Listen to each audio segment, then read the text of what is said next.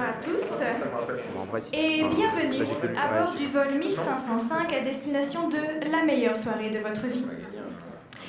Les issues de secours sont situées à l'arrière de la salle pour ceux qui n'auraient pas bien digéré l'indien de ce midi et sur le côté gauche de la salle. Merci de n'employer ces issues qu'en cas d'extrême urgence. Le vol sera assuré par une fine équipe, la crème de l'élite. Je vous demande d'applaudir très fort Maître Joris Monin de Flaugergue, premier secrétaire.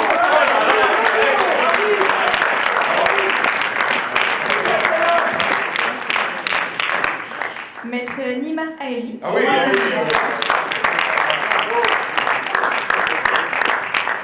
Maître Guillaume Albic.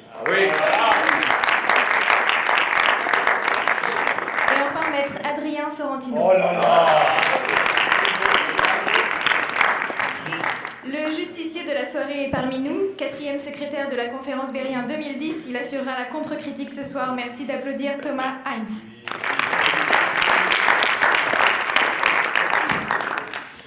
Il est entendu qu'à partir du moment où l'avion décolle, nous n'obéirons plus à aucune loi, à aucune règle, pas même celle de la bienséance.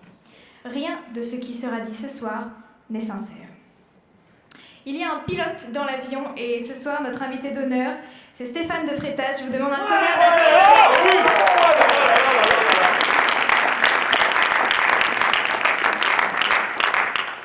Né le 28 août 1986, soit très exactement 10 ans, 11 mois et 13 jours avant moi, comme quoi on était fait pour se rencontrer.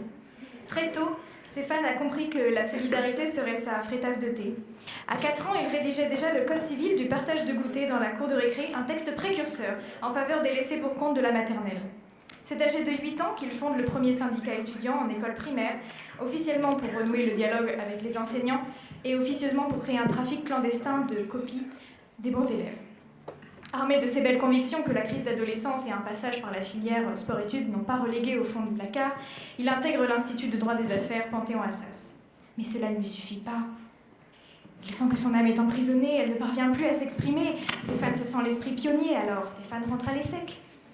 Et pour s'occuper, il fonde en 2012 la coopérative Indigo, pour innover dans la création du lien social et surtout pour une égalité des droits entre les pantones de bleu, une cause trop souvent, et à tort, délaissée par le débat public.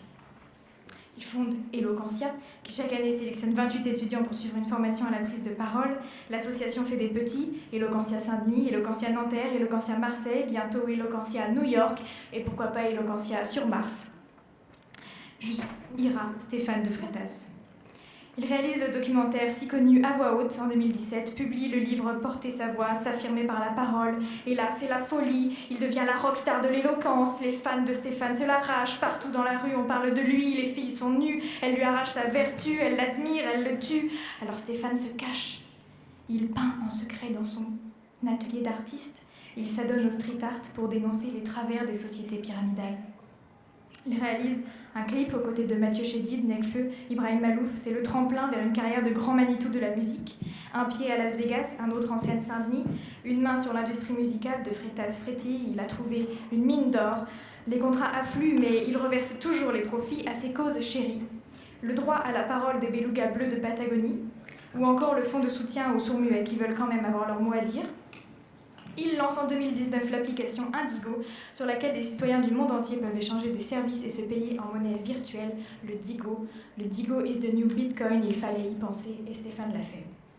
En projet actuellement, c'est une exclusivité, il prépare sa nouvelle entreprise, De Freitas Assurance, contre tous les beats sur scène et autres fours dus à de mauvaises blagues dans un discours qui pourtant ne partait pas si mal. Alors, avant que la soirée ne commence tout à fait avec le premier candidat, je lui laisse la parole. Si tu souhaites revenir sur quelques points de ta biographie qui te semblent un peu flous.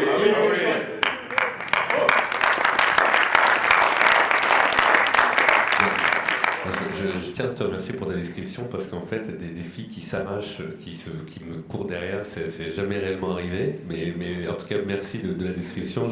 Et pourvu que cette prophétie se réalise un jour. Voilà. Ça peut commencer ce soir après quelques pintes du Foy's, tout peut arriver. Alors, je vais appeler sur scène la première candidate. Donc Audrey, si tu es parmi nous. Et là, c'est un A. Merci. Faut-il imaginer Sisyphe heureux?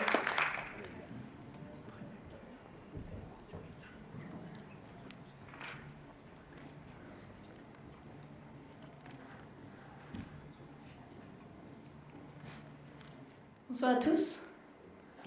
Bonsoir. Il y a de cela 2 ou 3 ans, j'ai rencontré un garçon allemand. Il venait d'avoir 28 ans, il était beau comme un enfant. C'était ma came à 2000%. En 2 temps, 3 mouvements, je décidais qu'il serait mon nouvel amant. Il s'appelait Bénédicte et j'en étais persuadée, il était ma moitié. Alors, j'ai tout tenté pour l'attirer dans mes filets, mais sans succès. J'ai eu beau lui dire, lui écrire, lui hurler, le tatouer 1000 fois sur mes bras. Bénédicte, ich liebe dich. Rien n'y faisait, la réciproque n'était pas vraie et très vite je comprenais que Bénédicte ne m'aimerait jamais. Mais j'avais eu un coup de foudre et je ne pouvais m'y résoudre. Entêtée, je retentais. Il me bloquait sur WhatsApp, je le poquais sur Facebook, il me ghostait sur Twitter, je l'ajoutais sur LinkedIn. Malgré son ignorance et son indifférence, mon cœur était toujours en transe. Mais la passion devint poison et je sombrais dans la dépression. Un soir de désespoir où je broyais du noir, Jacques Brel tournait en boucle, ne me quitte pas. On a frappé à ma porte. Une femme m'a demandé de la suivre. Déboussolée, j'ai accepté sans broncher.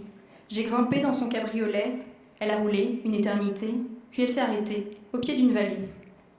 Elle m'a débarqué et a redémarré. Je suis restée là sans bouger. Quelques minutes ont passé et un homme s'est approché. « Bonjour Audrey, soyez la bienvenue. Je m'appelle Sisyphe et je serai votre guide pour la journée. » Sisyphe s'est présenté rapidement. Autrefois, il avait été roi.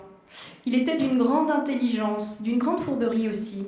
Plus d'une fois, il avait contrarié les divinités et Zeus avait fini par le condamner à passer l'éternité à pousser un gros rocher au sommet d'une vallée. Puis, Sisyphe m'a expliqué comment fonctionnait la vallée. Ici, il y avait comme lui des milliers de damnés. Ceux qui avaient perdu l'espoir, ceux que la vie avait démolis et dont le quotidien ne valait plus rien, c'est ici qu'ils atterrissaient. À leur arrivée, ils se voyaient confier comme Sisyphe à un énorme rocher qu'ils devraient hisser en haut de la vallée. Sisyphe en profitait pour me montrer mon rocher. C'était une grosse boule de porcelaine, faite de milliers de petits cœurs brisés.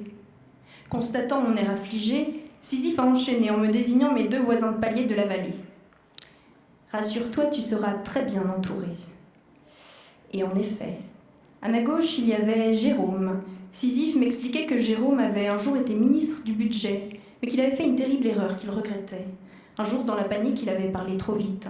Il avait fait un aveu crasseux, les yeux dans les yeux. Tout le monde avait été déçu et il avait tout perdu. Depuis, il avait atterri ici et c'était la litanie. À ma droite, il y aurait François. François n'avait pas l'air très loquace, mais il semblait increvable. Vous l'auriez vu sur la vallée. Il se baladait avec une aisance. Il avait plusieurs rochers qui poussaient du bout du poignet. Son premier rocher était une sorte d'énorme boule de journal chiffonné, le canard enchaîné. À bien y regarder, on y décelait quelques lettres qui, assemblées, formaient Pénélope, je crois. Il faisait également valser sur la vallée un gros tas de costumes roulés en boule et une énorme roche dans laquelle étaient encastrés des milliers de billets. Les présentations ainsi faites, Sisyphe s'est retiré et j'ai commencé à pousser mon rocher. Je vais jouer l'honnêteté, Jérôme, François et moi étions plutôt bien lotis. D'autres damnés poussaient des rochers autrement plus écrasants. Dans la vallée, j'ai vu des prisonniers de guerre faire rouler des boules de chair à vif.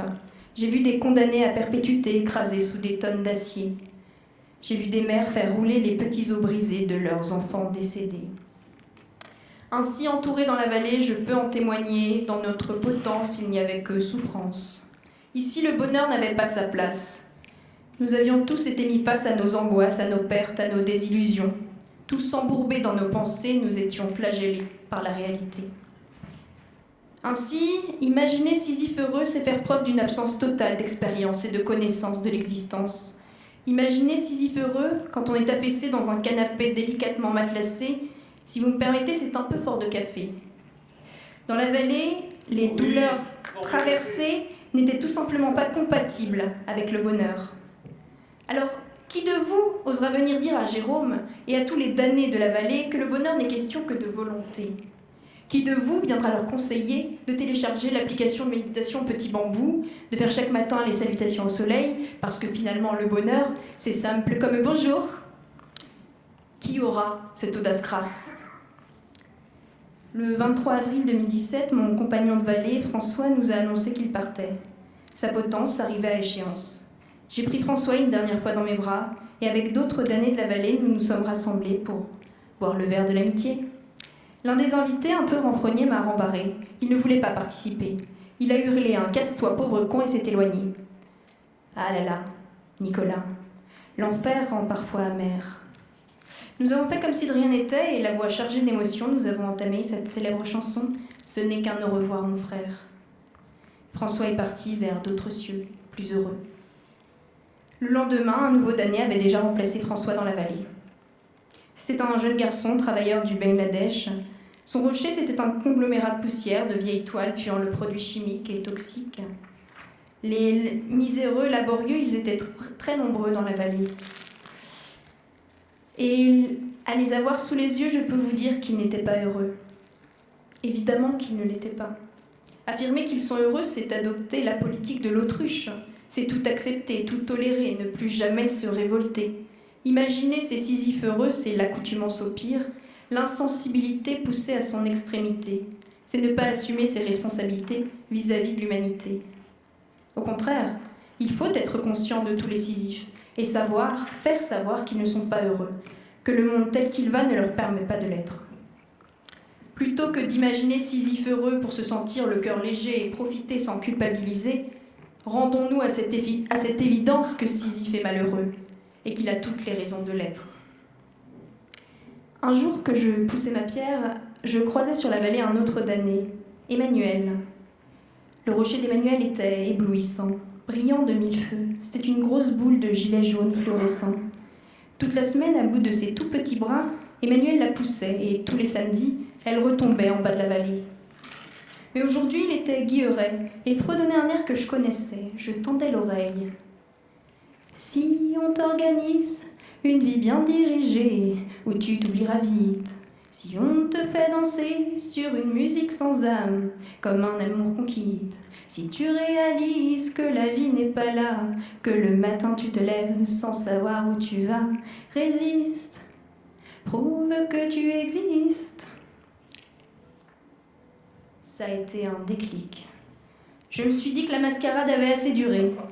J'ai lâché mon rocher et je suis retournée à l'endroit où j'étais arrivée le premier jour. Un cabriolet m'attendait, je suis montée. Sur le chemin du retour, j'ai repensé à mes années dans la vallée. Finalement, je n'avais pas perdu mon temps. Mon sort et celui des autres damnés avaient été de merveilleuses occasions de réflexion et d'indignation. Le malheur, la douleur, la perte profonde de sens étaient pour nous tous des indicateurs que quelque chose n'allait pas, que quelque chose devait changer. Le caractère insoutenable, insupportable, l'absurdité de nos journées dans la vallée à pousser nos rochers, tout cela n'était finalement qu'une injonction à l'action, à l'effort et au changement. Alors, à tous les dictateurs du bonheur qui voudraient imaginer les gens heureux partout, tout le temps, vous passez à côté de la symbolique, du mythe de Sisyphe. Le malheur est salvateur et il est la condition d'un bonheur ailleurs. Alors soyons ambitieux, cessons d'imaginer Sisyphe heureux et acceptons ce merveilleux cadeau des dieux, cette invitation à vivre mieux, pour enfin être vraiment heureux.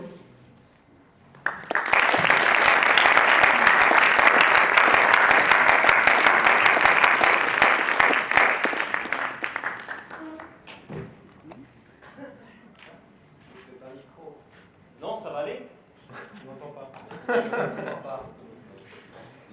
Mesdames, Messieurs, c'est en ma qualité de ministre de l'Intérieur et au nom du gouvernement français que toutes nos pensées s'associent à la douleur des victimes du crash du vol 247 mentionné tout à l'heure.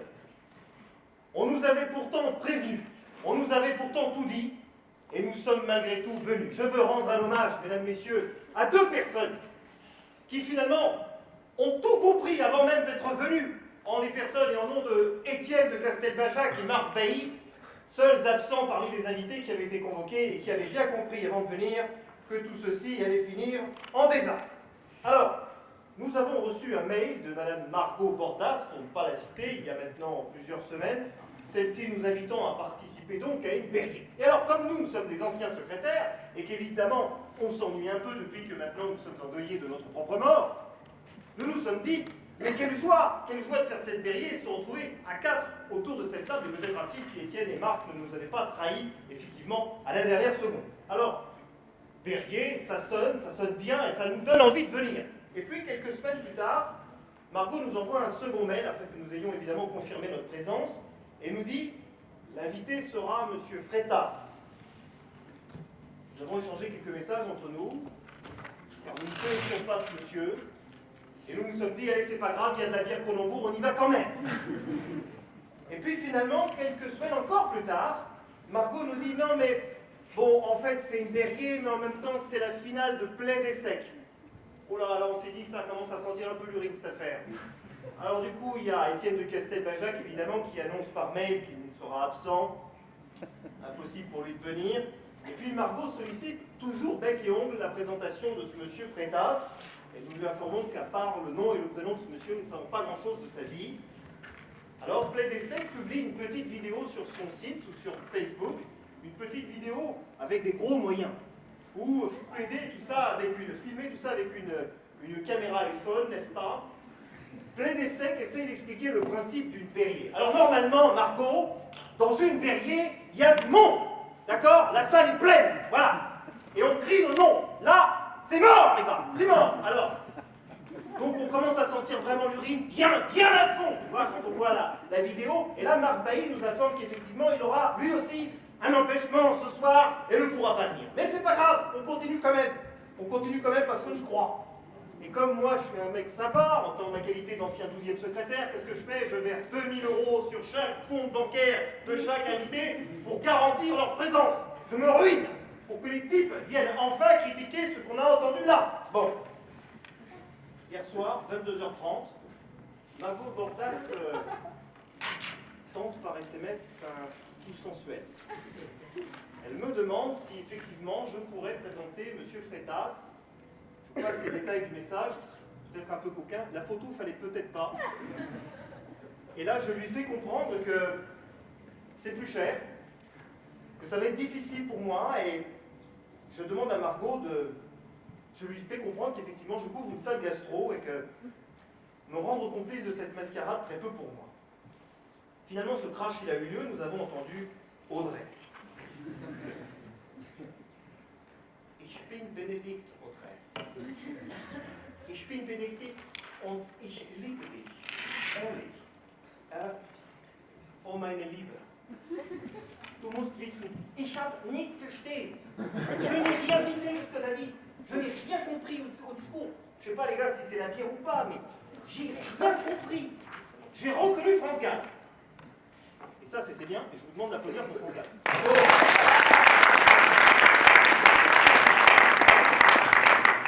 Malgré tout, j'ai quand même pensé au suicide. Et avant de mourir vraiment, je laisse la parole à mes copains. Et les gars, je vous souhaite bien du courage avec Audrey.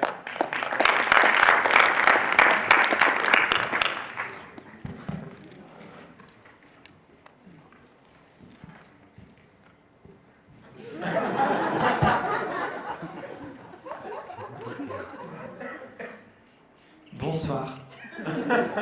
Je suis Audrey, votre chef de bord. Vous l'avez vu à ma tenue. Bienvenue sur notre compagnie Yak Air. Les issues de secours sont définitivement condamnées. Die Aufstehungen sind zugegangen. Ich lieb dich. Les masques à oxygène ne tomberont pas. Bienvenue pour un vol direct sans escale vers l'enfer. LinkedIn, Twitter, Facebook, Snapchat, MySpace. Il n'y a pas de gilet de sauvetage.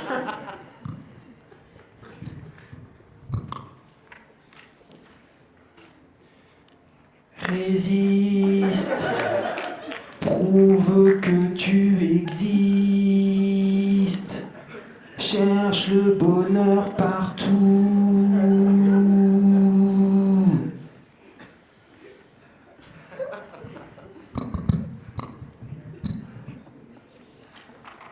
Audrey, merci.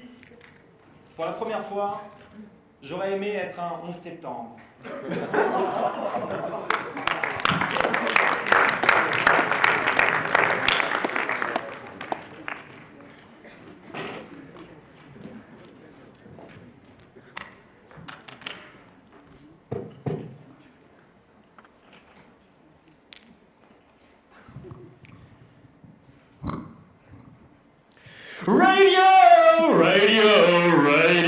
Radio suicide, la radio du suicide. Bonsoir. Bonsoir, vous venez d'entendre le discours d'Audrey Yacker qui nous a fait un témoignage fascinant sur la mort, sur le malheur et sur ce qu'il y a entre les deux. Audrey Yacker nous a parlé d'une histoire fascinante où elle a dit notamment cette phrase qui résume bien sa pensée. Ici, le bonheur n'avait pas sa place.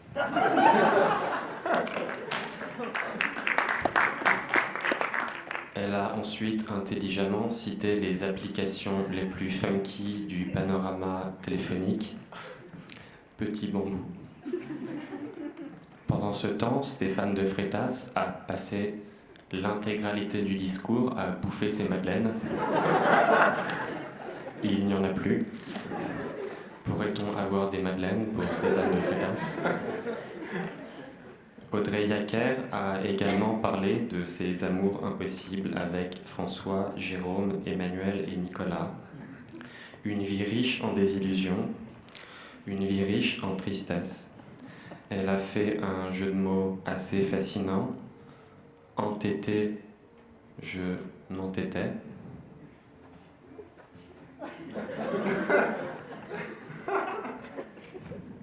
C'est pas drôle. Et dans un discours aussi tordant qu'un essai de Marguerite Duras, et aussi fulgurant qu'un discours de Dupont-Aignan, elle nous a parlé en quoi l'intégralité de François, Jérôme, Emmanuel et Nicolas lui avaient mis un lapin. Mais pose tes couilles, hein! Vas-y! Parle d'amour, parle de cul, putain! Merde, quoi! On a pris le RER pour venir ici! Le RER! Est-ce que tu vois lui en RER? Personne ne voit RER! Et lui! On est sorti du RER, il y a des racailles qui sont passés devant et qui ont siffloté, je vous jure, c'est pas vrai, ils ont siffloté la BO de Harry Potter. C'est pas une blague. Vas-y, quoi! Regarde-le, le pauvre! Il fait le test de l'air! Il se passe rien! On fait une foule en délire, il y en a personne! Et tu nous parles d'un garçon allemand! Est-ce qu'on a traversé Paris pour que tu nous parles d'un garçon allemand? Mais non! Merde!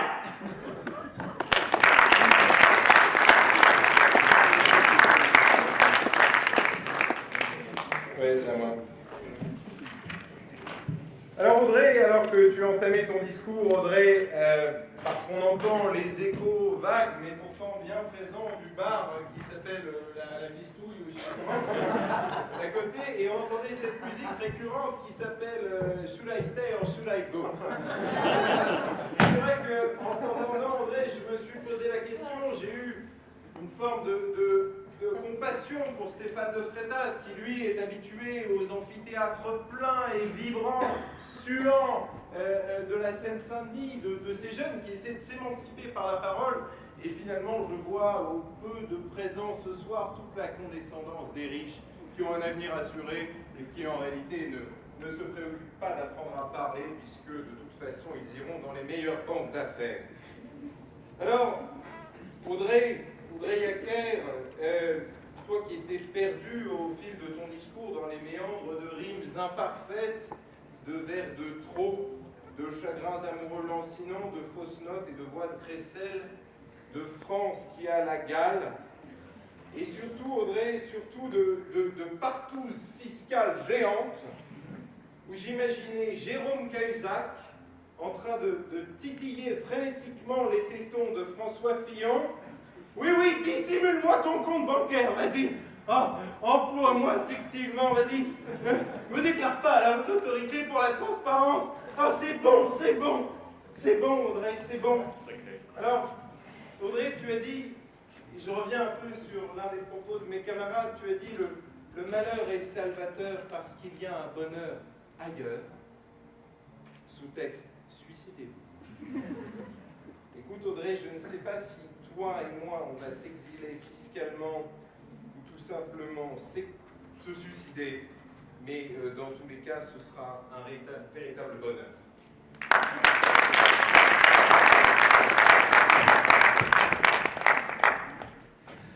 C'est mon tour, c'est ça? Moi j'ai trouvé ce discours très intéressant. J'avoue que j'ai pas compris le sujet tout de suite, de prime abord, mais j'ai senti un petit peu qu'on était un peu dans un laisser-aller comme ça, où j'ai vu des noms d'hommes se succéder. J'ai juste un petit peu tilté au moment. Tu parlais d'un Bénédicte. Alors moi je savais pas que Bénédicte ça pouvait être un homme. C'est vraiment un homme? D'accord.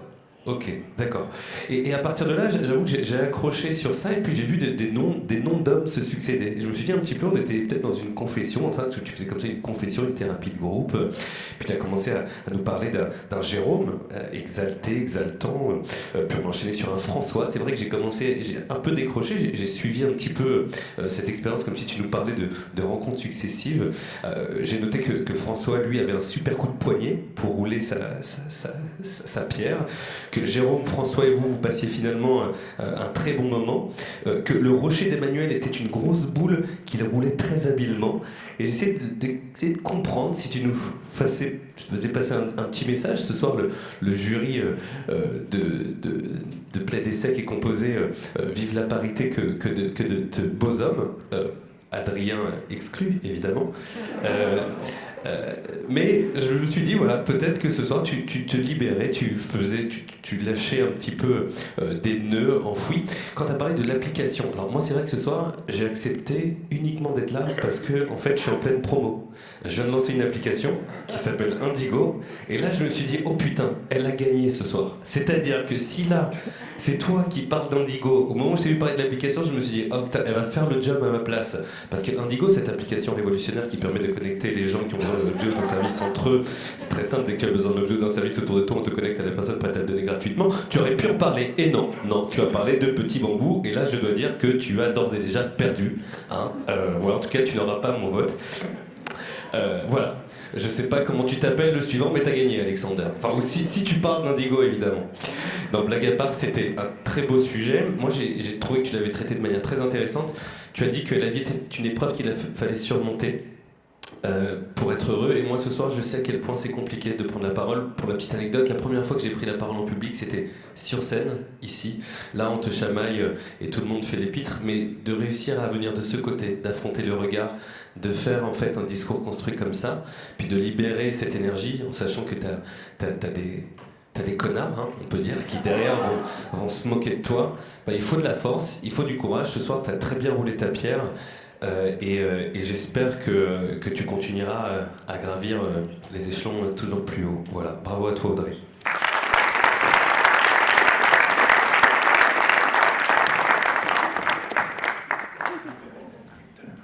Je crois que Alexandre, tu peux venir prendre la parole pour le sujet « L'homme invisible est-il reconnaissable ?»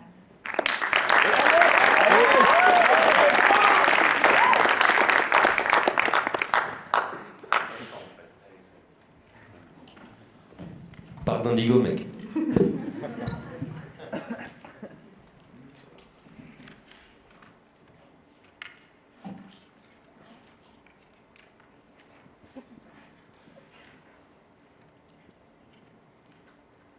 Chers amis, je suis ravi de vous voir aussi nombreux et aussi enthousiastes à l'idée de venir assister à mon exécution en place publique. L'accusé se tenant sur l'échafaud ce soir n'est autre que le peu d'amour-propre qu'il me reste après moult soirées de débauche passées en votre compagnie dans cet établissement de perdition. Et ce ne sont pas les bières que sifflent les membres de notre jury qui vont me faire penser le contraire. Avant que la sentence ne tombe, il y a une semaine de cela exactement, Pédésec me donnait mon merveilleux sujet de ce soir. L'homme invisible est-il reconnaissable? Je vais l'expliquer. Alors, pour moi, oui, l'homme invisible est reconnaissable. Alors, j'ignore si ma plaidoirie saura convaincre mes bourreaux de ce soir. J'ignore, chers amis, si elle saura vous convaincre, mais j'espère qu'elle saura au moins vous distraire. À défaut de quoi, vous pourrez toujours dire, comme Groucho Marx, j'ai passé une excellente soirée, mais ce n'était pas celle-ci. Alors, soyons précis sur le thème. Une petite distinction s'impose. L'homme invisible, ce n'est pas l'homme oublié. Contrairement à ce que l'on pourrait croire, les oubliés, vous pouvez les voir, mais votre esprit choisit de les ignorer. Si d'aventure vous choisissez de leur prêter attention, une photo, un SMS, un article de journal, une petite recherche sur Internet vous permettrait de voir les héros et les martyrs que notre monde a oubliés. L'homme invisible est bien plus difficile à trouver. Alors comment faire? Eh bien, tel un grand détective, je me suis d'abord glissé dans la peau de ma proie. Je me suis imaginé invisible. Je me retrouvais enfin libéré du fardeau, de l'enveloppe corporelle et de toutes les obligations morales qui s'y attachent. Mais imaginez, à moi les plus grands secrets du Vatican et de la franc-maçonnerie, à moi les premières loges pour les ébats nocturnes d'Emmanuel et Brigitte, à moi le plaisir pervers de pincer les fesses des jolies filles et faire accuser quelqu'un d'autre à ma place. Un univers de possibilités infinies s'ouvrait à moi. Mais malheureusement, je n'ai pas eu la chance de pousser la piste bien loin.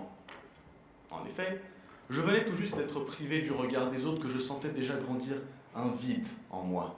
Mais je ne me sentais plus vivant. Pour que mon être exulte, il fallait que mes semblables sucent mon existence. Il fallait que je jouisse de la douce et délicate pression du regard d'autrui sur moi. Ça va mieux. Je me résignai donc à retirer mon précieux anneau et je repris mon enveloppe charnelle. Puis entre nous, priver le monde de ma plastique irréprochable, ce serait du gâchis, vous n'en disconviendrez pas. Il me fallait donc une autre piste. J'ai d'abord essayé de m'en remettre au chef-d'œuvre immortel de notre patrimoine universel. Dans le tome 2 de la République de Platon, Gigès trouve un anneau qui le rend invisible. Alors Platon nous raconte cette déchéance morale, mais pas d'indice pour trouver l'homme invisible. Piste à écarter. Dans le tome 12 des Schtroumpfs, Gargamel invente une peinture qui rend invisible pour infiltrer le village des Schtroumpfs. Mais c'était sans compter sur l'audace du Schtroumpf bricoleur qui fit un super aérosol pour rendre Gargamel à nouveau visible. Mais il n'y avait pas de mode d'emploi, piste à écarter à nouveau. On se rappelle tous de Cartapus, espionne envoyée par César pour infiltrer le chantier de numéro bis. Elle disait pouvoir se rendre invisible avec un subterfuge, comme ceci. On me voit, on ne voit plus, on me voit plus, on me voit, on me voit, on me voit plus. Personnellement, pendant la scène, moi je la voyais toujours, donc je pense que ça ne marche pas. Piste à écarter. Moi qui avais pris tout ce temps pour éculer avec ardeur ces classiques dans l'espoir de trouver un indice, je n'avais pas avancé d'un seul pas. Je l'avais bien dans le schtroumpf. Alors finalement, comme bien souvent dans mes moments de doute, je m'en remis à mes textes saints, témoins d'une sagesse bien souvent négligée. Le Coran, sourate 22, verset 46, « Wa innaha la ta'mal absaru, ta'mal qulub allati fi as-sudur » Ce qui, comme tout le monde ici le sait, signifie « ce ne sont pas les yeux qui s'aveuglent, mais les cœurs dans nos poitrines ». Et oui, l'arabe remplace le latin dans les citations stylées, on est en France en 2019, le grand remplacement, c'est maintenant. Au 5e jour, Dieu créa l'homme et il créa l'homme à son image. Mais Adam ne ressemblait pas à Dieu en ceci que Dieu serait de chair et de sang, puisqu'il est écrit dans les évangiles, selon saint Jean, chapitre 4, verset 24, Dieu est esprit.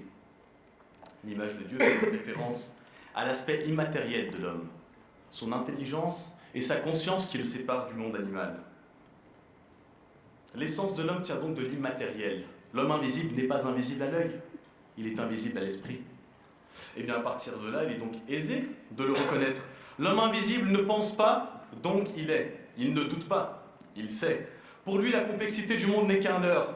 Le monde est simple et il l'a compris. Vous pourrez reconnaître l'homme invisible à ceci, qu'il n'échange pas d'idées, il est incapable d'accepter la critique. Sous peine de quoi il vous traitera de facho, de gaucho, islamophobe, sexiste, ordure, cosmopolite ou mâle, cis, blanc, hétéro, privilégié. Il ne se construit donc pas dans la réflexion mais dans le rejet et la haine de l'autre. Vous le reconnaîtrez par exemple avachi sur son canapé, les jambes écartées, le ventre à l'air avec une bière de 16 entre les mains, en train de scander devant BFM TV « De toute façon, c'est la faute des négros et des bougnoules !» Enfin, pas durant la Coupe du Monde, évidemment. Lorsqu'il ramène une coupe un soir de juillet, les Arabes et les Noirs sont français. Face au miroir de son âme, l'homme invisible ne voit que la vacuité. Comme pris d'un vertige face à l'abîme, il s'efforce par tous les moyens de scander son existence aux yeux du monde réel. Vous le reconnaîtrez parce qu'il porte son polo d'assaut avec une immense fierté, dans les couloirs de l'ESSEC, au FOIS, en cours, aux soirées BDE, même au repas de famille peut-être. Tel un coq de basse cour, il revêt son plus bel apparat et impose tous les jours l'ignoble écho de son existence à son entourage dans l'espoir d'attirer une poulette avant de retourner becter les misérables grains de son existence. L'homme invisible parle fort pour ne rien dire. Il ne cherche pas la vérité mais le confort intellectuel. Il se donne bonne conscience en partageant des pages de type « un like, un enfant africain sauvé ». Il donne aux plus démunis, mais en prenant bien soin de se filmer. Il vous expliquera tantôt que la climatisation au travail, c'est une construction sociale hétéronormée non binaire issue d'une société post-oppressive patriarcale. Et tantôt qu'une fille qui se fait violer alors qu'elle portait une jupe l'a un petit peu cherché. Vous reconnaîtrez l'homme invisible parce qu'il est prêt à sacrifier ses valeurs au profit du matériel et de la reconnaissance de ses pairs. Vous le trouverez un jour au primaire socialiste, un autre jour député pour La République En Marche et un autre jour candidat municipal de Barcelone. Municipal auquel il échouera lamentablement, soit dit en passant. Vous l'aurez donc reconnu parce qu'il masque sa bêtise par un phrasé grossier et vulgaire, mais il masque parfois son ignorance derrière un phrasé en apparence complexe. Interrogez-le sur un sujet qu'il ne connaît pas, il vous dira qu'il n'est peut-être pas déraisonnable d'envisager l'idée qu'il soit partiellement probable de considérer le fait qu'il ne sache sans doute probablement pas. Il obtient son bac, mention très bien, fait 2 ou 3 années de prépa, passe les concours, fait une grande école, finit bac plus 5 et tout ça pour remplir des tableaux Excel 12 heures par jour. Le French Dream. Mais attention, l'homme invisible se cultive, il lit des articles. Par exemple, 10 bonnes raisons d'être infidèle, 5 raisons pour lesquelles la saison 8 de Game of Thrones est super, et les 12 bienfaits du steak au quinoa, la numéro 8 va vous surprendre. Gardez donc l'esprit affûté parce que l'homme invisible est partout. Il croit dans la croix, l'étoile ou le croissant, où il dit qu'il n'y a rien en ce monde, ni justice ni Dieu, comme l'a dit Maupassant. Voisin de palier ou personnage folklorique, il porte la robe ou atteinte à l'ordre public. De Passy à Aulnay-sous-Bois, il a une casquette à l'envers ou un master en droit. Des rues de Santiago à celles de Kinshasa, de la classe ouvrière au plus haut des sphères de l'État. Présent du plus haut au plus bas, des bancs de l'ESSEC à ceux de Néoma. Père Goriot ou oncle Picsou, qu'ils sont en garde à vue ou au garde à vous, fort comme un roi et faible comme un pou, beau comme moi ou moche comme vous, l'homme invisible est partout. Et oui, nous vivons dans un bien triste monde tombé entre les griffes de la main invisible. Être ou avoir, exister ou se faire voir, comme l'a dit le poète noir, la question n'est pas être ou ne pas être. La question c'est paraître ou disparaître. Alors mes amis, à supposer qu'il m'en reste dans cette salle, nous dont les esprits crient famine de reconnaissance et de luxure, prenons garde en poursuivant nos ambitions à ne pas devenir invisibles à notre tour. Gardons l'œil et l'esprit ouverts, l'oreille et la main tendue. Après tout, que les représentants de la communauté musulmane en ce soir de Ramadan m'en soient témoins, la satiété du corps est temporaire, mais la richesse de nos âmes est éternelle.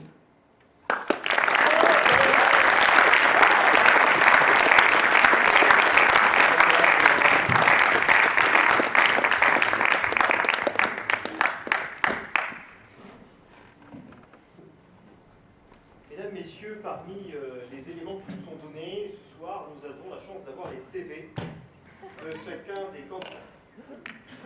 Alexandre Vice-Loin, Vice-Grand, Il est d'abord passé par l'université de Beyrouth, avant de passer à Bayreuth, en Allemagne, et puis à l'ESSEC. Il a tout misé sur les finances, et pourtant, la majeure partie de son CV est consacrée à son vrai métier. Alexandre est professeur de français. Voilà le costume que porteront les professeurs de français dans nos écoles bientôt. Alors, il explique un petit peu ce qu'est un cours de français dans son CV, au cas où le gars ne comprendrait pas vraiment ce que c'est qu'un cours de français. Alors, cours de français, donc langue et culture, 4 classes de 20 étudiants à l'université de l'UNESM, de Franca, dans la banlieue de Sao Paulo. Donc, déjà, il faut comprendre que le type essaye de donner des cours en français à des gars qui parlent portugais, qui n'ont rien à secouer du français. Lui, il y va à fond, puisqu'il donne un total engagement de 84 heures par semaine de cours. Qu'est-ce que tu lis là? 84 heures, il y a un S à 84 heures. Voilà comment on va enseigner le français à nos enfants. Avec un type qui vient ici vous parler en arabe. Je me suis dit, c'est sûr, on est bien en banlieue. On est bien arrivé chez nous. Voilà. Alors, comme évidemment celui-ci a tout misé dans les langues plutôt que dans les finances, il a précisé qu'il parlait à peu près 7 langues. Donc français c'est natif, arabe c'est natif, anglais ça devient courant, donc des gens qui descendent à niveau évidemment, allemand c'est avancé.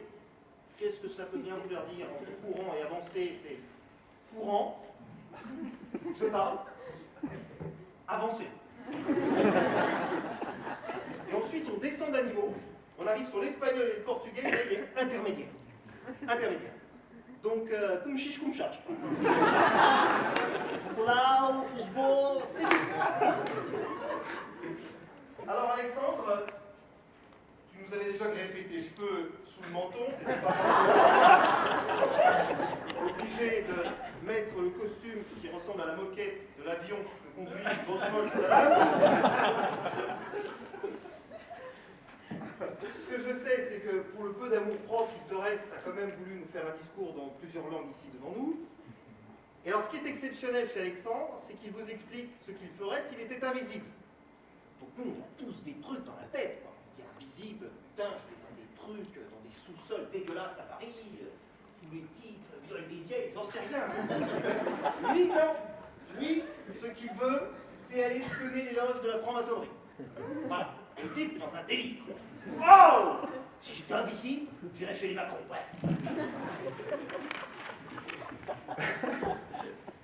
Alors, tu vois, tout à l'heure, Margot, je sais plus, la présidente, enfin les petits là, je sais pas comment ça s'appelait, les mecs en rouge là.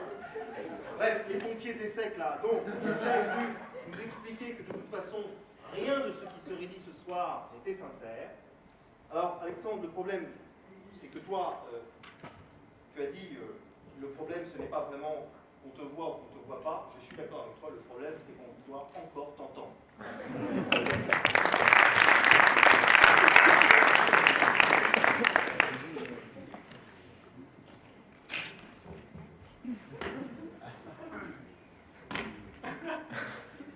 Chers amis, chers électeurs, je suis ravi de vous voir aussi nombreux à mon meeting.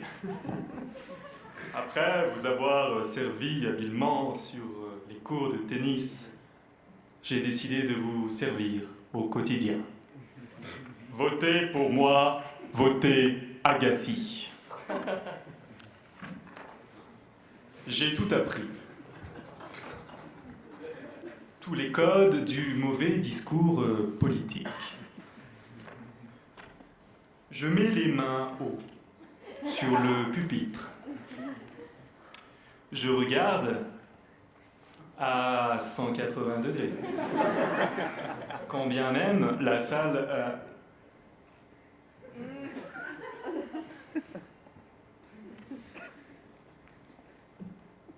Mais je ne suis pas un orateur facile.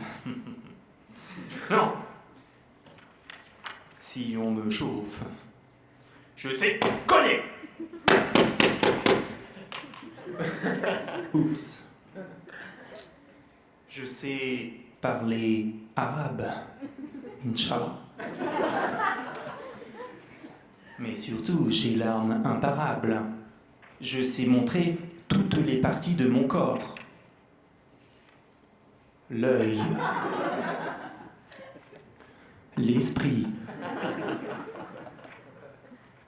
le genou, le nez, le nez, le nez.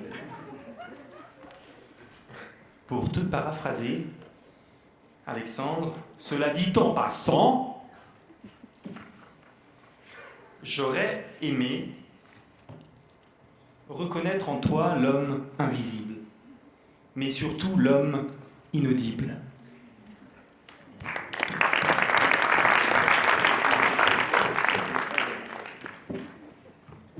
Salut les plaidous. Alexandre Iskandar, tu appartiens à cette catégorie d'orateurs et de penseurs très particulière qui fait plus naître de questions qu'il n'apporte de réponses. Tu as commencé par cette question assez métaphysique qu'on se pose tous les matins en se réveillant. L'homme invisible est-il un homme oublié? Sans doute. Ce qui apporte finalement une avalanche de questions qui ont brûlé dans nos esprits pauvres que nous sommes. L'homme, l'éloquence d'Alexandre Iskandar est-elle une éloquence oubliée ou invisible? Si l'éloquence d'Alexandre Iskandar est une éloquence oubliée, peut-on opportunément oublier son discours? Sous-question. Si elle est une éloquence invisible, pourrait-elle devenir une éloquence muette? Sous-question. Dans le cas contraire, peut-on mettre un anneau de gigesse au discours d'Alexandre Iskandar? Dans l'affirmative, cela rendrait-il cet anneau de gigesse un anneau gastrique? Dans le cas contraire, comment expliquer qu'Alexandre Iskandar ait des références aussi poussées que l'oncle Picsou et cette bande dessinée devenue par la suite dessin animé devenu cartoon dit des Schtroumpfs? Dans le cas contraire, est-ce raisonnable de parler des Schtroumpfs à une finale d'éloquence? Dans l'affirmative, Alexandre Iskandar est-il un Schtroumpf? Dans l'affirmative, est-ce que les Schtroumpfs parlent arabe?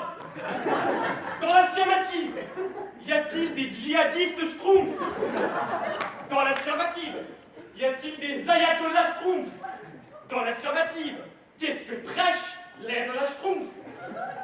Dans l'affirmative, est-ce que les femmes Schtroumpfs, djihadistes, musulmanes, ayatollahs, se voilent alors que, sauf erreur de ma part, mais je parle sous votre contrôle, elles portent déjà un chapeau? Tant de questions que nous fait naître l'esprit malade, et donc forcément brillant, d'Alexandre Iskandar, qui est un vrai malade, qui commence quand même son discours par « Je suis heureux de vous voir si nombreux et si enthousiastes. » Et si enthousiaste, il n'a pas fait la faute de liaison, c'est moi qui l'ai faite. Il n'y a personne, Alexandre Iskandar.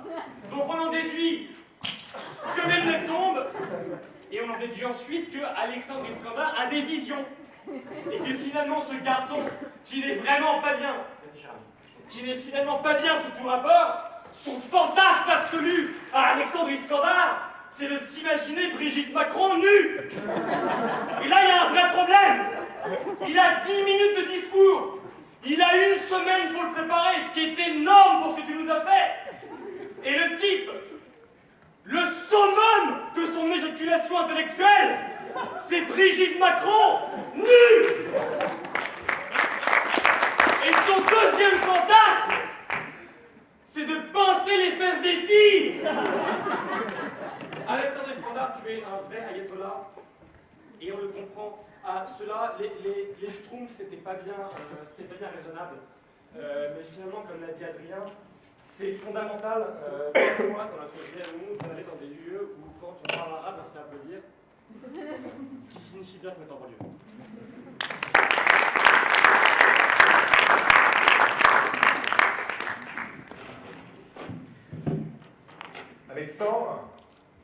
Alexandre, j'ai eu avec mes camarades le plaisir de t'écouter après la promotion de Stéphane de Freitas pour cette application Indigo. Alors, je pensais que c'était des parkings à la base, mais les explications qu'il a pu donner, j'ai plus compris que c'était une imitation de Lulu dans ma rue.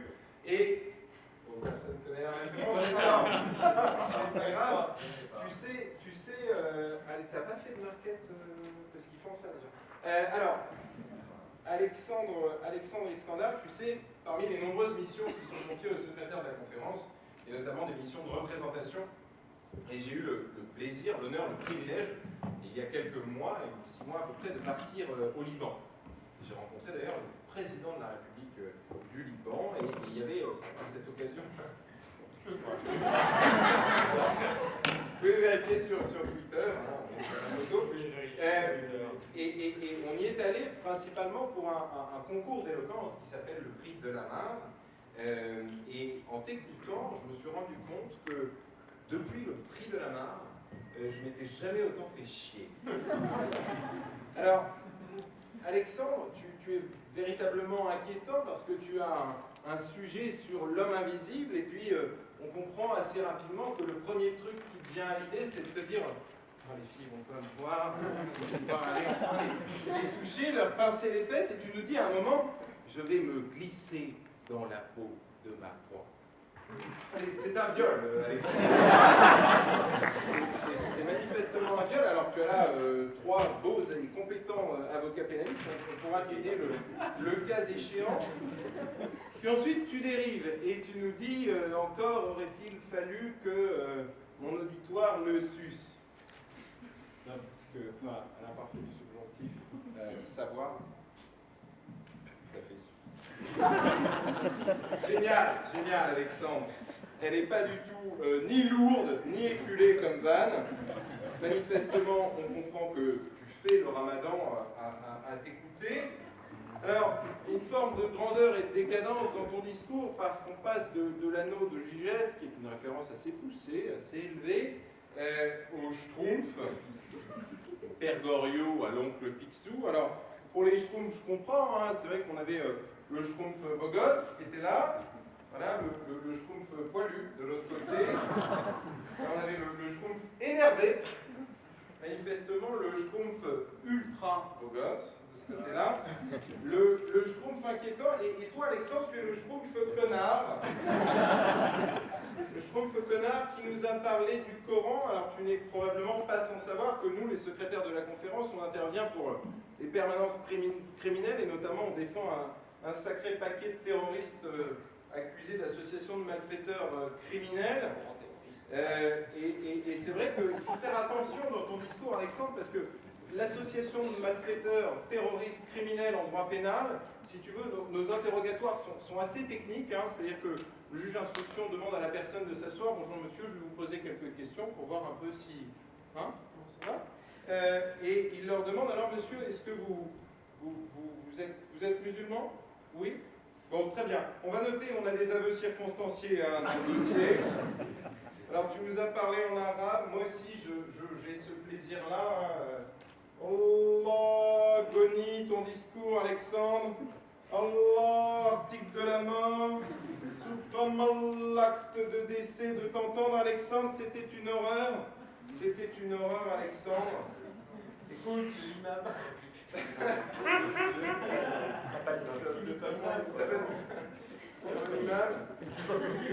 Alexandre, il faut que tu te rendes compte de quelque chose, c'est qu'à un moment tu as eu, c'est vrai, Alexandre a eu à un moment donné, en tout cas, il l'a cru, une envolée lyrique, un moment de communion avec le public de ce soir. Il nous a dit, oui, l'homme invisible est partout. Et là, tout le monde a applaudi. Et pas parce que c'était bien, parce qu'il pensait que c'était fini. Oui.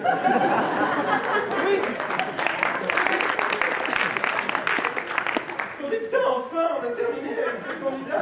Je parle arabe, il a une barbe, mais elle est sec, merde. Je croyais que c'était un peu sélectif. Écoute, c'était insupportable, Alexandre.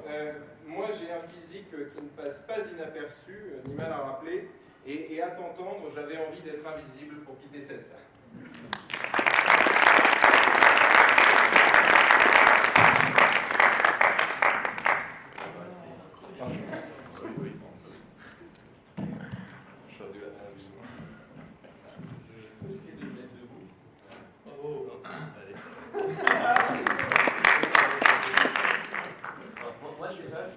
impressionné et vraiment hyper touché par ton discours parce que déjà j'ai senti que tu célébrais un peu la diversité à l'ESSEC. Il faut dire que moi en fait j'ai fait l'ESSEC il y a 10 ans et je suis portugais, je suis devenu français et j'ai envie de te dire. Tu es aussi, franchement, bien on se fait un big up. Ok, mais il parle ta gueule. Ok ma soeur, on est là. Alors du coup je reviens à toi mon pote. Moi, tu vas toucher ce soir parce que tu as fait partie la voie de la diversité comme ça à l'ESSEC. Et il faut dire, moi je l'ai fait il y a 10 ans et c'était à l'époque, j'étais un petit peu la goutte de chocolat, on va dire, dans une tasse de lait. Et ça me touche beaucoup. Et j'ai envie de dire, tu as eu beaucoup de courage. Parce que ce soir, en fait, j'ai découvert, on m'avait brièvement parlé de toi. C'est vrai que comme ça, de faire un prêche musulman à l'ESSEC, mon pote, devant Joris Monin de Flaubert.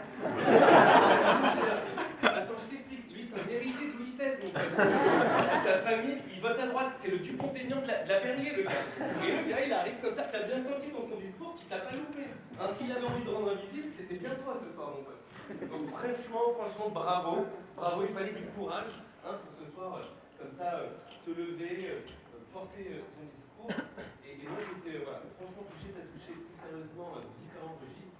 C'est-à-dire que c'était à la fois profond, philosophique, t'as lâché des bonnes punchlines aussi, comme on aime. Et vraiment, si ce soir quelqu'un a été invisible, c'est certainement pas toi. Et merci pour ce moment.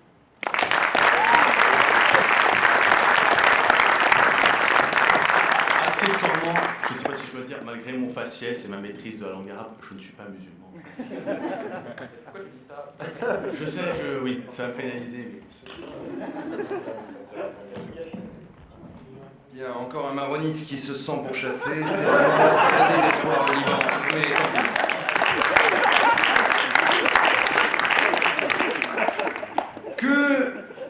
Que d'occasions ratées ce soir, messieurs. Regardez-les. Regardez ce qu'on a raté ce soir. Ça aurait pu être les 4 fantastiques. Ça aurait pu être 4 garçons dans le vent. Ça aurait pu être les 3 mousquetaires qui étaient 4, comme chacun sait. Ça aurait même pu être le 4 quarts de ma grand-mère, qui est une vraie légende du pays pagan en Bretagne, de Brest à Douarnenez, de Plouguerneau à la Berbenois. Ça aurait pu être les 4 figures de granit du mont Rochemort. Ça aurait pu être les 4 points cardinaux. Et non. Et non, ce fut les 4 chevaliers de l'Apocalypse. Ceux-là même qui amenèrent sur terre les 4 principaux fléaux. Et messieurs, en vous voyant, en vous observant, j'ai souffert. J'ai souffert parce que vous représentiez ici une institution pluricentenaire à laquelle j'appartiens également et que ce soir vous avez souillé, messieurs. Une institution, pour vous rafraîchir la mémoire, qui a accueilli parmi elles des noms aussi prestigieux que Grévy, Ferry, Poincaré, Bredin, Le Borgne, peut-être pas Badinter, mais certainement Spinner. Qu'avez-vous fait, messieurs, ce soir de la conférence? Est-ce que vous l'avez véritablement représenté? Alors, monsieur Sorrentino,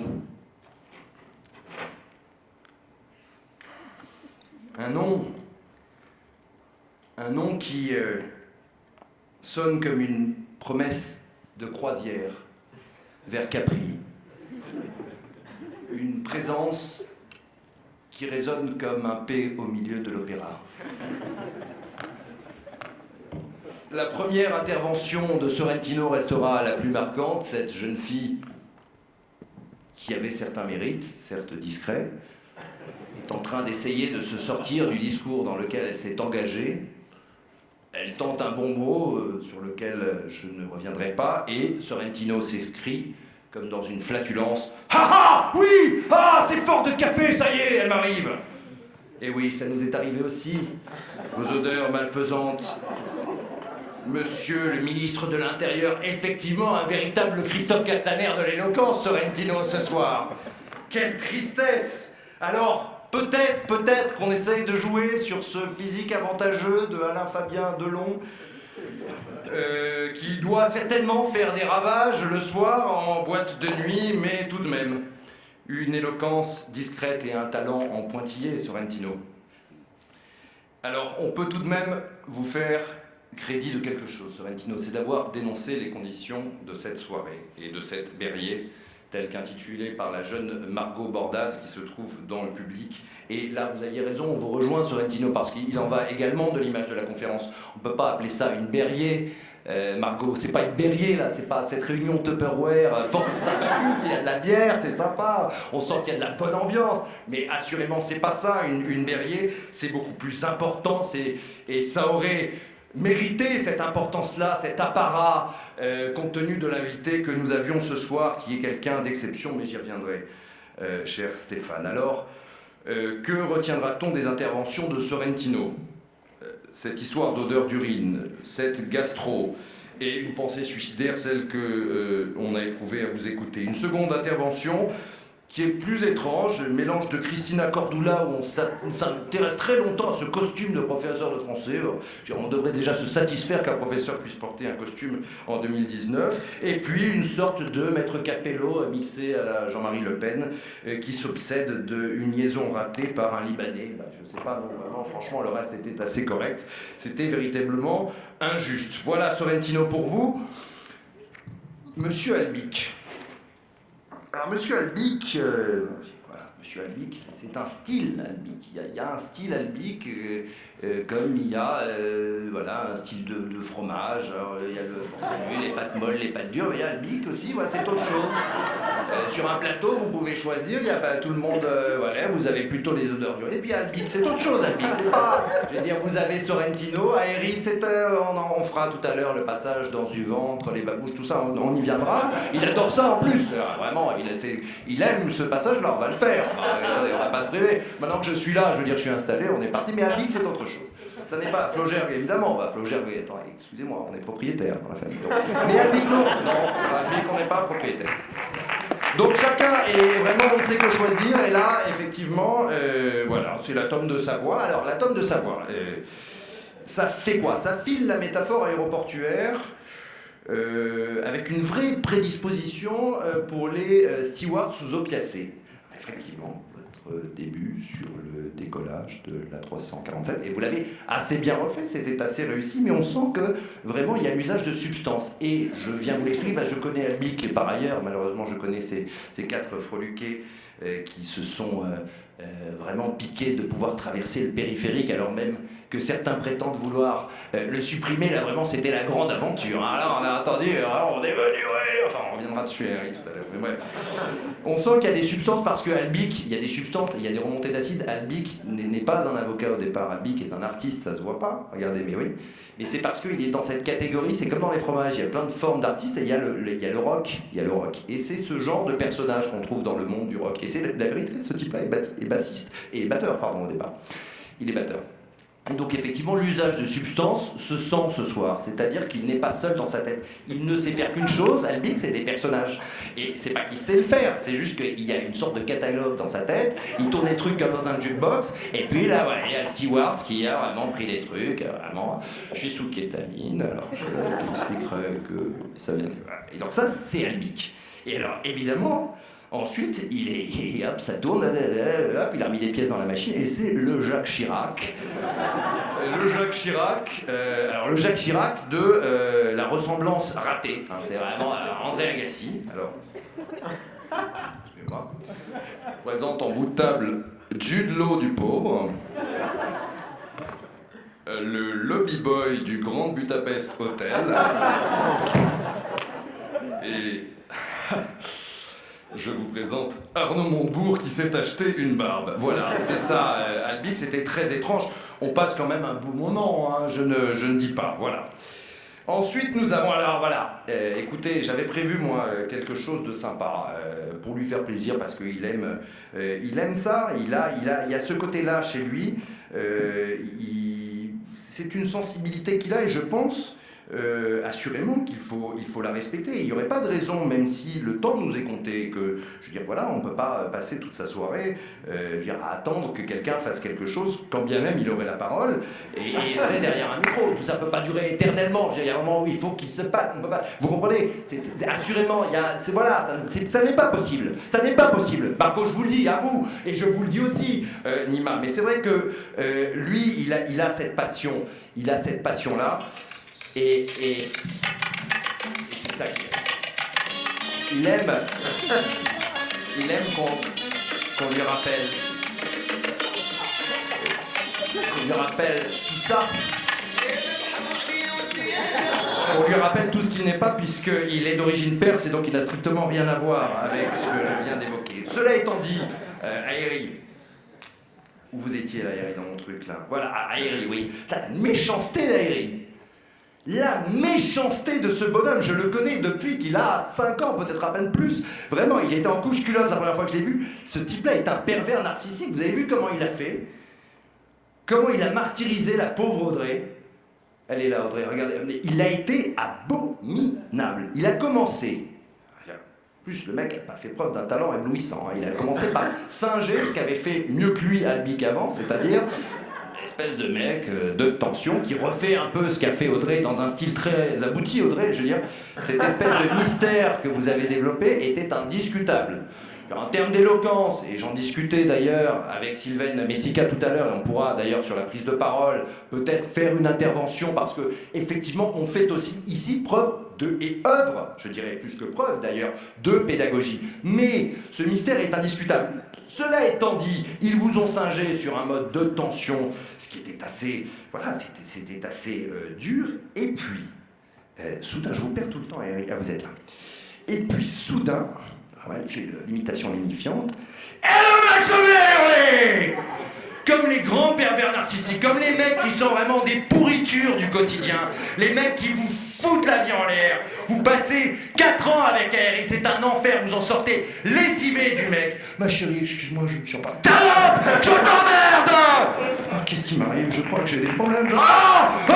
Ce mec est une saloperie, et alors je peux vous le dire, parce qu'il y a quelque chose que vous n'avez pas vu. Je ne sais pas pourquoi je prends l'accent belge pour le dire, mais vraiment, c'est presque l'accent liégeois. Vous savez que l'accent liégeois est différent de l'accent belge. C'est un accent belge avec le nez bouché. C'est encore autre chose, hein. C'est un degré supérieur de l'accent belge. Je vais essayer de te le dire avec un accent belge. Non mais, Aéri, moi j'ai vu le regard libidineux du bonhomme quand Audrey a raconté sa partouze avec Jérôme, François, Sisyphe et Bénédicte l'Allemand et sa colossale intelligence. Et le regard du pervers du mec qui vous a hurlé dessus derrière, qui ne vous a pas respecté et qui était en train de se frotter la panse contre le rebord de la table. Moi j'ai assisté à ça parce que j'étais dans l'angle et je veux en témoigner devant vous ce soir. Ce mec est un pervers. Voilà. Alors sinon Henry c'est quoi? C'est un syllogisme trop long en forme d'un fort dans l'affirmative, dans l'affirmative, dans l'affirmative. Mais si tu arrêtais de nous pomper l'air Henry avec ton dans l'affirmative, hein, monsieur, six enthousiastes, c'est ça? 6 enthousiastes, hein, ouais, vraiment, écoutez, retournez chez l'orthophoniste, rasseyez-vous et Flogère. Que c'est long, je suis désolé, mais il y a tant à dire. Flogère de la fistouille. Je dis, Flogère de la fistouille, franchement, on est allé à la fistouille. Oh là là, le mec ne connaît pas le foïs, quelle tristesse. Le mec n'a pas vécu, et oui, il n'a pas vécu. Hein, mais je ne vous passe les détails, ce type-là a commencé sa vie assez tard, par la conférence. Avant, c'est vraiment la tristesse. Alors, il y a chez Flogère cette capacité du pas du patineur. C'est-à-dire que c'est un mec qui parle beaucoup, vraiment en...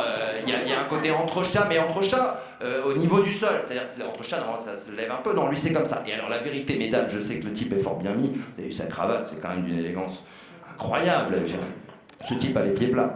Assurément. Enfin, vous l'avez vu se déplacer, et à mon avis, il a les pieds plats. J'ai peur que ce soit vrai parce que ça ne te fait pas rire du tout. Mon Dieu, j'ai fait une boulette. Vous parlez haut et bien, et alors il finit toutes ses interventions en eau de boudin, c'est-à-dire c'est une grande capacité à teaser. On se dit putain, le mec. Il y a eu plusieurs propositions de mariage durant vos interventions, et puis rapidement, on a eu les gens, on m'a retiré le truc. Le mec ne sait pas finir, et on en reparlera avec Sylvaine tout à l'heure, peut-être dans le cadre d'une prise de parole. Comment finir une intervention? C'est vrai que c'est pas simple. Enfin, moi, je peux vous en parler. Moi, il m'arrive de ne pas savoir comment finir. Quand je suis, par exemple, quand il m'arrive de parler de quelqu'un bouquin et de ne plus trouver le fil de qu'est-ce que je pourrais dire, qu'est-ce que vous voulez dire sur Flogère, Sylvain Dovan, si tu devais... Ben voilà, alors, par contre, vous savez ce qu'on disait? Un silence parfois, mais alors c'est vrai qu'il faut revenir sur le fait qu'il parle très bien, mais que c'est un ancien bègue. Et donc, vous voyez, pour les amis bègues qui sont dans la salle, puisqu'on sait qu'on avait une association Sergi Pontaine ce soir, et qui est présente et qui aime l'éloquence, c'est vrai qu'il a parfaitement bien vécu son bégaiement, et en revanche, il est devenu impuissant, ce qui l'empêche effectivement de finir ses interventions. J'avais mis éjaculateur précoce sur ma fiche, tu vois, j'ai changé d'idée en cours de route, comme quoi c'est aussi un exercice d'improvisation. Bien, cette anecdote de vacances, alors quand vous êtes allé au Liban au prix de la Mare, c'était à peu près aussi intéressant qu'une soirée diapositive chez votre voisin du premier, et puis vous finissez en magnifique lèche-cul, j'ai envie de dire comme tous les premiers secrétaires, mais vous êtes très talentueux pour un premier secrétaire, je vais vous le dire, puisque vous tentez de m'acheter avec de pâles flatteries, après avoir essayé de m'acheter avec vos belles étoffes, monsieur Flaugergue. C'était quand même bien Flaugergue. Alors, vous pouvez vous rasseoir, Flaugergue.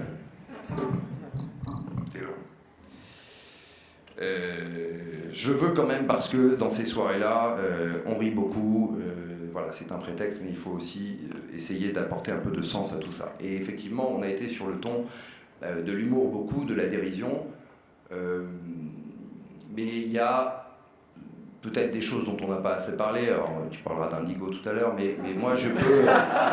Non, mais je veux vous parler de lui, je veux vous parler de Stéphane de Fratas, de ce qu'il a fait, de ce qu'il a pu apporter à cette discipline, je ne sais pas si c'en est une, l'éloquence, en tout cas la prise de parole, de ce qui a pu être changé grâce à lui, c'est-à-dire que des gens qui n'avaient pas l'habitude de prendre la parole, qui n'avaient pas les codes, qui n'avaient pas l'intention, qui ne savaient pas que c'était possible, grâce à cet homme-là qui est là, et ben ils ont réussi à le faire. Et c'est une œuvre dont on mettra encore du temps à comprendre les répercussions. Alors maintenant que ça est fait, et ça c'est vraiment à ton crédit Stéphane, je pense qu'il y a peut-être un autre chantier à mettre en œuvre et que cette soirée illustre, c'est-à-dire qu'il y a d'un côté des gens qui effectivement ne savent pas qu'ils peuvent prendre la parole et il faut essayer de leur donner les moyens de le faire, et puis il y a des gens qui croient qu'ils peuvent prendre la parole et c'était le cas de ces quatre-là, et il faudrait que tu trouves quelque chose pour réussir à leur faire fermer leur gueule. Voilà, ça ne va pas plus du tout. Écoutez, sinon cette soirée a été magnifique. Moi, je retiendrai de cela cet avion qui décolle, effectivement, et qui décolle jamais vraiment, mais c'était très beau. Frétas, Fréty, à l'assaut les plaidous, résiste dans un silence de mort. C'est un très beau moment de gêne, et vous savez que c'est important dans l'éloquence et dans la vie, la gêne, c'est-à-dire de se sentir mal, que vous sentiez mal au moment où ce public, qui est un des plus mauvais publics, moi je suis un orateur de tribunal, donc c'est quand même pas un public choisi. Je vous promets que dans n'importe quelle chambre du TGI de Paris qui ressemble à un Apple Store, on a un public qu'on sent plus réceptif que le public de départ. Quand vous arrivez, c'est le pire public du monde là qu'on a eu ce soir au début. Après, vous êtes un peu détendus. Les enfants, c'était bien. Voilà. Et puis moi, j'ai aimé ce moment portugais, là, cette espèce de frétillement, là, cette envie de monter le courrier d'un coup, là, alors qu'on a passé sa vie au rez-de-chaussée. Moi, j'ai trouvé ça. Salut les amis.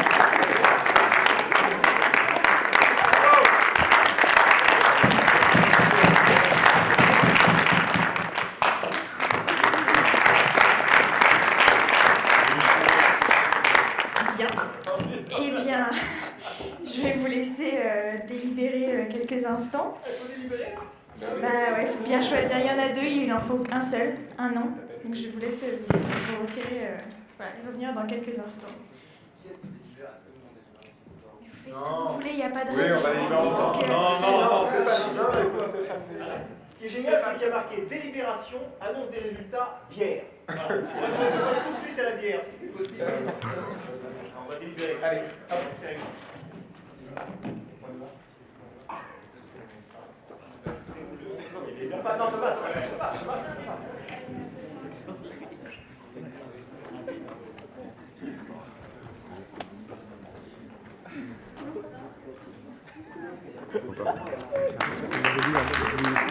Ah oui. Yes. Bah, bonsoir à tous. Alors, j'ai osé poser la question, est-ce que je peux monter sur scène ? Voilà, j'ai appliqué le titre de mon livre qui s'appelle « La puissance de la spontanéité ». Donc, il m'a présenté tout à l'heure, je m'appelle Sylvaine Messica. Donc, ce livre est absolument accessible à tous les âges, à tous les métiers. Ça fait 17 ans que je suis formatrice, experte en leadership, en prise de parole en public. Et pour la petite anecdote, pendant 10 années, j'étais à l'ESSEC, donc j'ai donné cours dans cette salle. Je faisais des séminaires de prise de parole en public avec l'improvisation appliquée. Donc soyez spontanés parce que de temps en temps on est un peu trop formaté. Je ne sais pas ce que vous en pensez. Ce livre peut vous aider. À bientôt.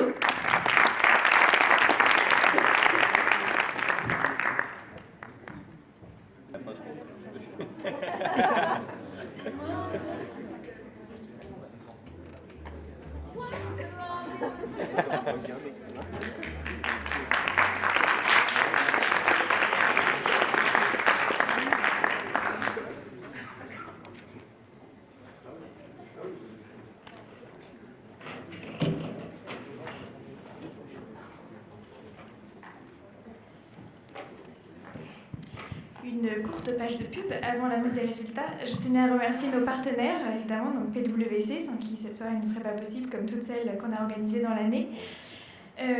Pitchy, qui donne à chaque candidat de ce soir une vidéo. Pitchy, donc, qui est une start-up créatrice de vidéos d'entreprise. Et Charlie Paris, qui est une marque de montres française montée par des ESSEC et qui donnera donc une montre au gagnant ou à la gagnante de ce soir. Ah oui.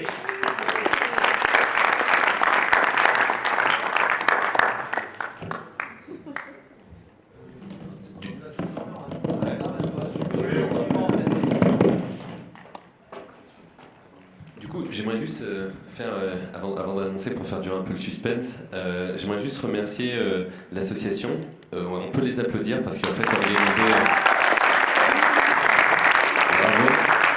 Merci Henri, je ne sais pas si tu es là, de Yes, big up, merci de m'avoir invité. Et de dire que, que c'est tout au long de l'année, ça prend du temps, c'est chronophage. Et bravo à vous de faire vivre ça. Moi, Plaidesec, j'étais là dans des premières années. Quand je disais que c'était vraiment une des premières fois que j'ai fait la prise de parole, et j'ai remarqué en fait à quel point le mec de banlieue que j'étais, qui s'exprimait vraiment comme un mode KRA, comme un c'est tout, wesh bien quoi, tranquille. La première fois que j'ai fait un discours, j'ai dû formuler, structurer mon propos avant même de faire une Berrier, où d'ailleurs ma première Berrier, j'ai rencontré ce monsieur. Ça s'est passé par là. Donc vous portez une très belle association. C'est important de s'exprimer, de s'affirmer, peu importe les milieux sociaux d'où qu'on vient, on a besoin parfois de sortir de soi, de s'affranchir, de se libérer. Et vous faites vivre cette belle art qui est la prise de parole, et bravo à vous. Voilà. Aussi, j'en profite, ouais, je sais, je vais, c'est mon moment en fait. Tout à l'heure, j'ai pas osé, mais là, les gars, vous avez libéré un truc en moi. J'aimerais quand même, à chaque fois, moi, quand j'ai commencé à faire des concours de prise de parole, notamment en Seine-Saint-Denis, évidemment, il fallait des avocats, parce que c'est encore eux les gardiens du bastion du temple de l'éloquence. Et notamment, ce monsieur Thomas est venu juger, et à chaque fois, je suis impressionné par le génie de ces personnes qui créent, qui improvisent. Et j'aimerais aussi les applaudir parce que c'est un truc de ouf ce que vous faites. Ils me disent, parle d'Indigo maintenant. Non. Mais voilà, donc on a un peu fait durer le suspense. Mais voilà, ce soir, le gagnant qui remporte un chèque de 10 000 balles. Vous t'étais pas au courant, vous étiez pas... c'est Alexandre. Bravo.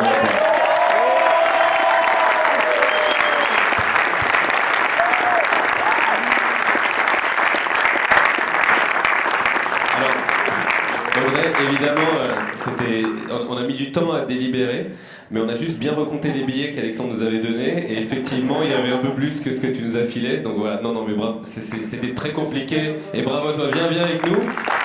Voilà. Et je laisse le micro à Alexandre.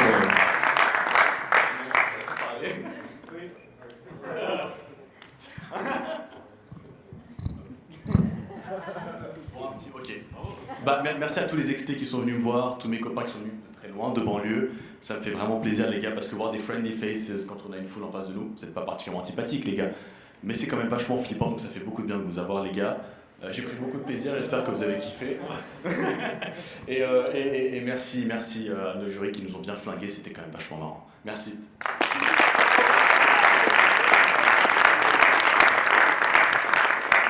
bien, merci à tous d'être venus, en effet, même si vous n'étiez pas nombreux, vous étiez chaleureux, donc merci encore pour cette soirée, je vous libère et à l'année prochaine.